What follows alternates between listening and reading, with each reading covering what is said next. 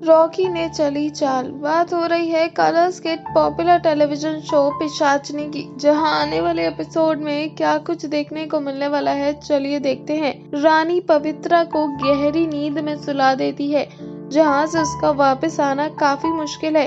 इसी को देख के रॉकी और बाकी सभी लोग टेंशन में आ जाते हैं कि पवित्रा अब कैसे उठेगी। वहीं पे अब जो रानी है वो सबके ऊपर से उन नागों का जो साया है वो हटा देती है, जहाँ पे जो पवित्रा की मासी है वो अपनी चाल चलेगी। रॉकी जो है वो अग्नि वेताल नहीं है, मगर वो रानी के सामने ऐसा दिखाता है कि वो अग्नि वेताल है और वो अभी भी बहुत ज्यादा शक्तिशाली है, जो वो राजपूत परिवार के अगेंस्ट भी है।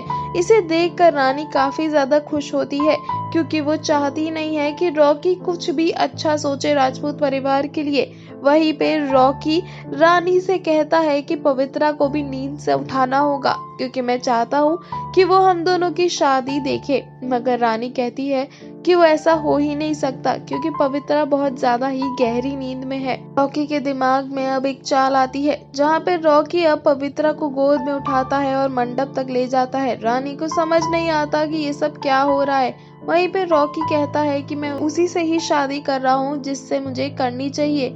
रानी को समझ नहीं आता कि ये सब क्या हो रहा है, जहाँ पे रानी उसे कहती है कि तुमने मुझे धोखा दिया है। वहीं रॉकी रानी को ये भी बताता है कि अब मैं अग्नि वेताल नहीं हूँ, मैं इंसान बन चुका हूँ। रानी अपने गले में रॉकी का जो खून पहन के रखती है उसे गिरा देती है, जिससे गिराने से रॉकी की जान भी जा सकती है। मगर ऐसा नहीं होता, क्योंकि वो जो सौदा होता है वो सिर्फ मंडप तक का होता है और रॉकी उस मंडप पे है, मगर रानी के साथ नहीं होता।